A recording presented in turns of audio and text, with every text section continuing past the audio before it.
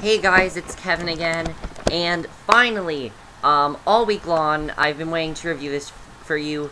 I'm finally going to review Game of Thrones Season 4, Episode 1, the season premiere that just premiered tonight, Two Swords, and guys, I'm so excited to review the show. Literally, all week long, I've been waiting and waiting for Game of Thrones to come back, and you know what?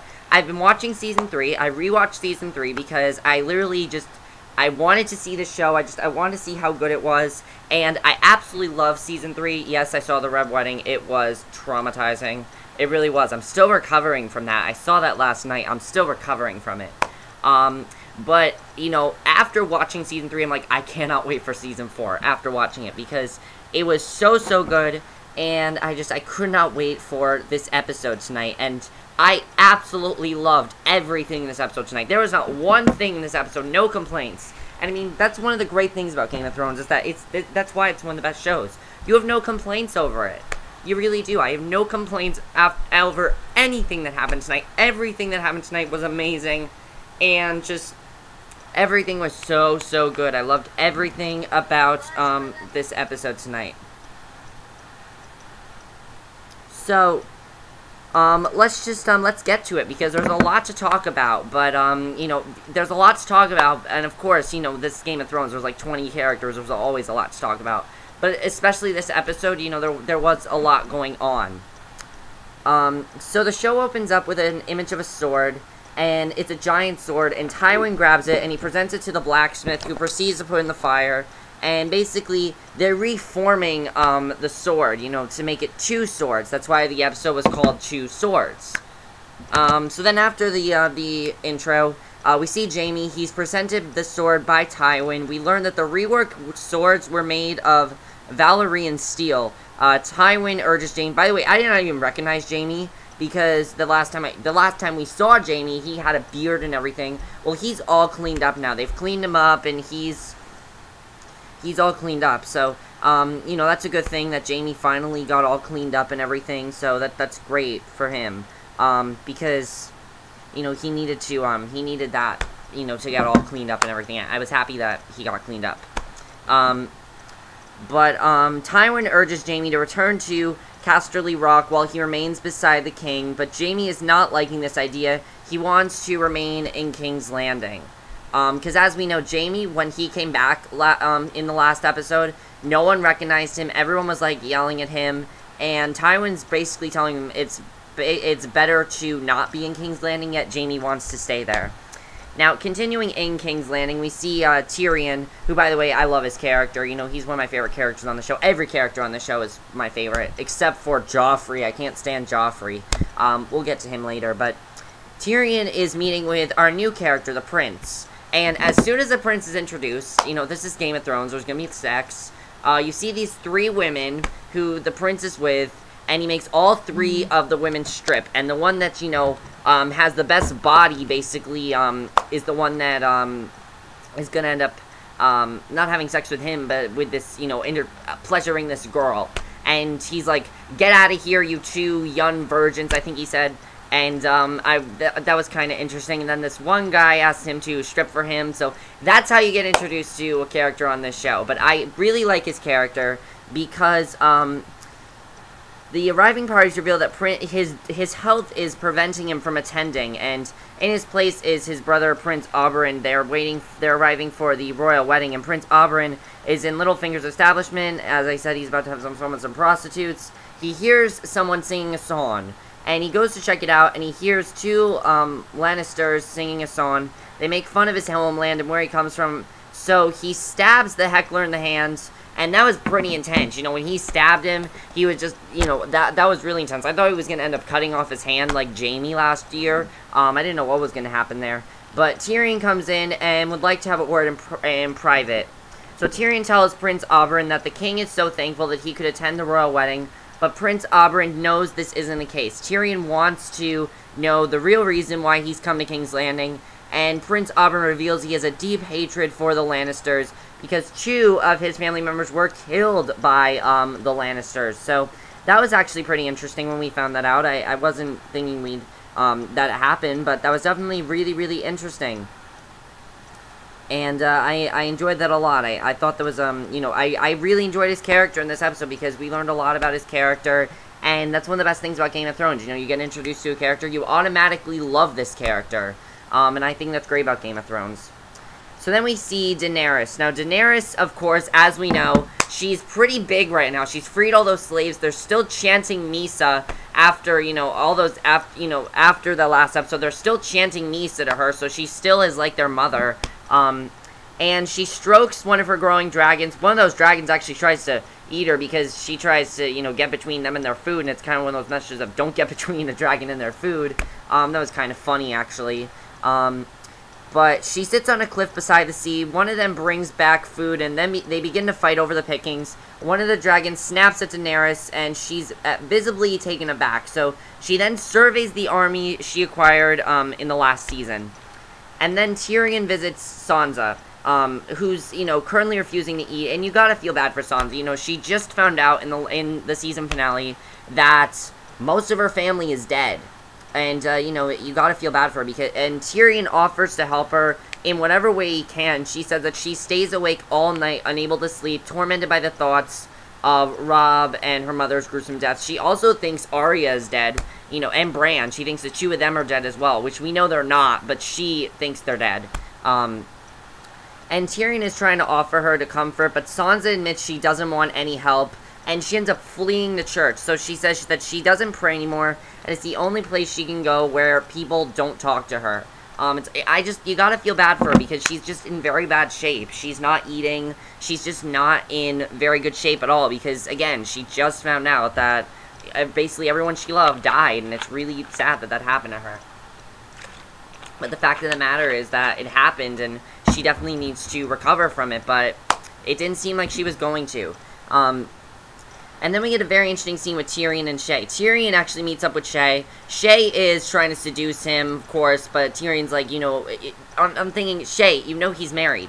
Shae is wondering why he wanted to ship her away from King's Landing and bribe her with diamonds, but Tyrion insists he has no idea what she's talking about, which is true. He had no plan to do that. I don't know what Shae was talking about in that scene. Honestly, I think Shae is jealous of him and Sansa and wishes that could be her because Tyrion and Shae did have that connection. But the thing is, Tyrion is married now. He would not go and cheat on Sansa with Shae. He would not do that. Tyrion's better than that. We know Tyrion wouldn't do that. But Jaime continues to get used to his new fake gold hands, and I'm just thinking, there is no way that he could use that. It's a big, fat gold hand. It's extremely heavy. You even see him go when they put it on because it's extreme. I mean, just to feel that, it's like that's terrible pain that he must be going through just wearing that hand. I mean, it's awful. But Cersei and her brother have a chat, and Jaime observes that she's drinking more and admits that her father disowned him.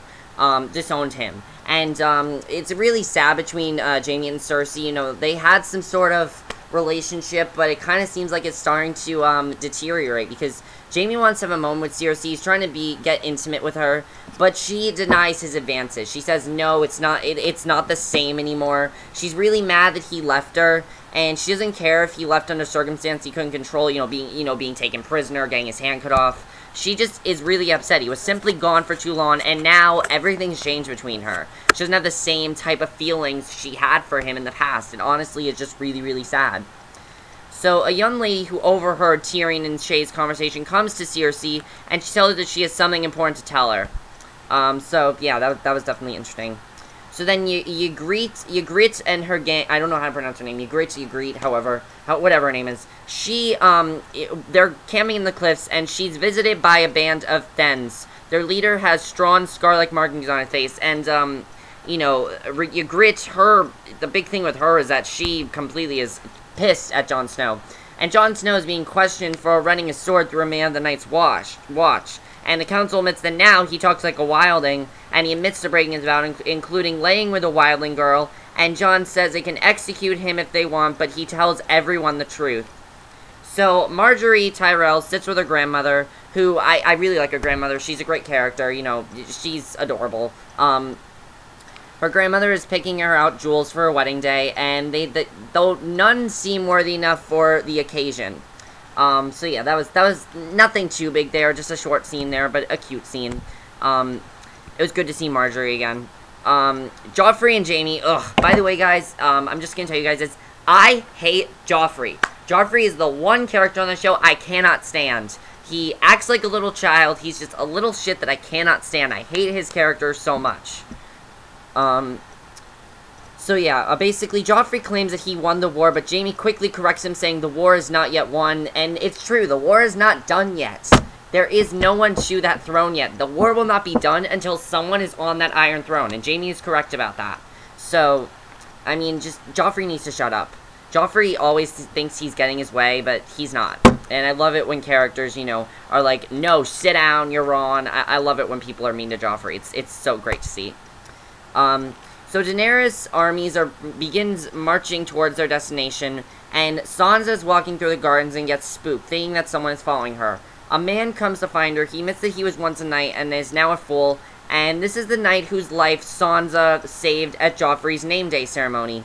He says that he owes over his life, but even that's not worth enough, and he presents her with a beautiful necklace that belonged to his mother. And, you know, you can see, again, Sansa's still in bad shape because she's still trying to get over the whole red wedding thing. And she doesn't accept it, but after he insists, she takes it and says she'll wear it with pride. So maybe this might be the guy to to help Sansa, to get her out of this bad depression that she's in. Maybe he'll be the one to help her. We'll have to see, but I'm definitely interested in seeing what's going to happen there.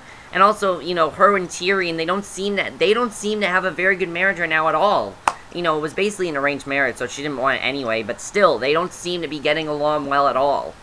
And then we end the episode with Arya, and I love the way it ended with Arya and the Hound. This was great.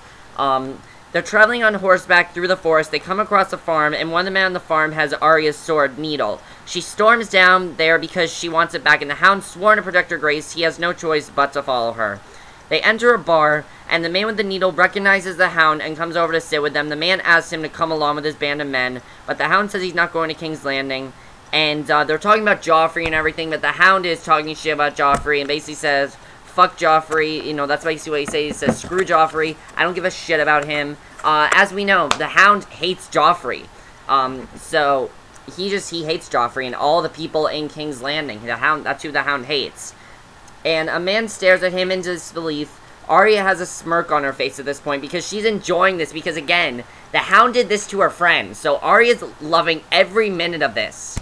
A fight breaks out, and after the Hound takes care of most of the dirty men, Arya reclaims her beloved needle, kills the guy who stole it, and killed her friend.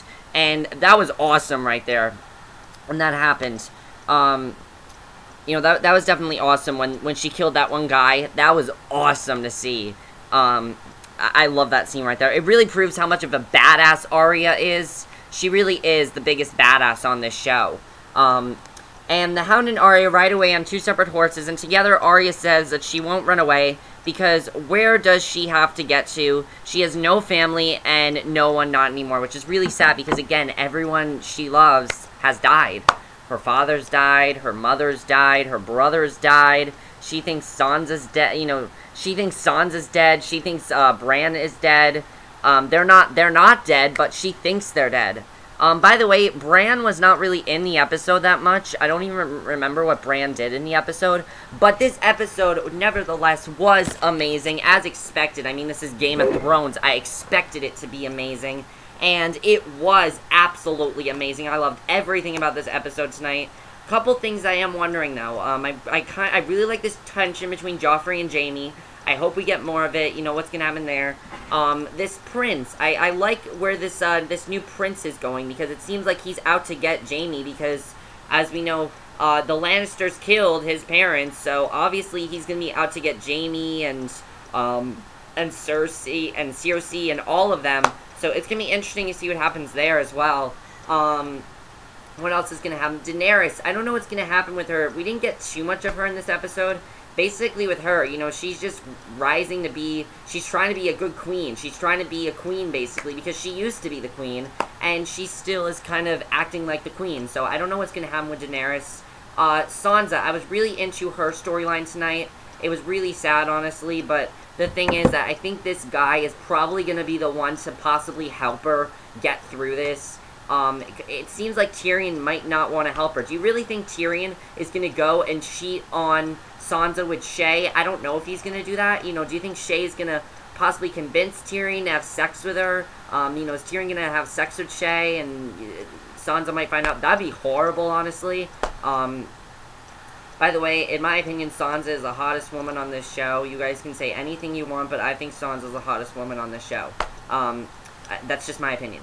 But also Arya, you know, I really liked Arya's storyline as well. Where is Arya going to go from here? Now she has no one. She's all out on her own. So what happens to her? Where does she go? Where is her character going to go? I'm interested in seeing what's going to happen with Arya now. That's definitely going to be interesting. The one person we didn't get anything about in this episode, and I was kind of surprised, was Theon. We don't know what happened to Theon. As we know, he got his dick removed. You know, he got his dick cut off by that one guy. So that was the last, and he's been forced to be called Reek now, and that's the last, and his sister's out to save him, but that's the last we saw of him. So we don't know what's going on with Theon. I'm thinking the next episode we might see Theon, but we did not see Theon in this episode. But either way, this was a fantastic episode, amazing episode, nothing wrong with it. Cannot wait for the rest of the season. I think this season is going to be amazing. I have a feeling this season could possibly be the best one. It seems like every season they step it up, and I think this season will be even bigger than the last one. Let's just hope not in the red wedding sense, please. I cannot stress another red wedding. I just, no, please, no more red wedding. They had to remind us of that in the trailer. I was like, no, don't remind, in the recap, I was like, no, don't remind me of that. I don't want to be reminded of the red wedding. It was so traumatizing. But yeah, that's it for my review. I hope you enjoyed it. Let me know what you guys saw this episode. I'm sure all of you loved it. And I will see you guys in my next video, which will be my review for the AMC series that premiered tonight. I'm not going to watch it till tomorrow, though. And I'm going to review, it's called Turn. I'm going to review that to you guys next. So I will see you guys for that. Bye.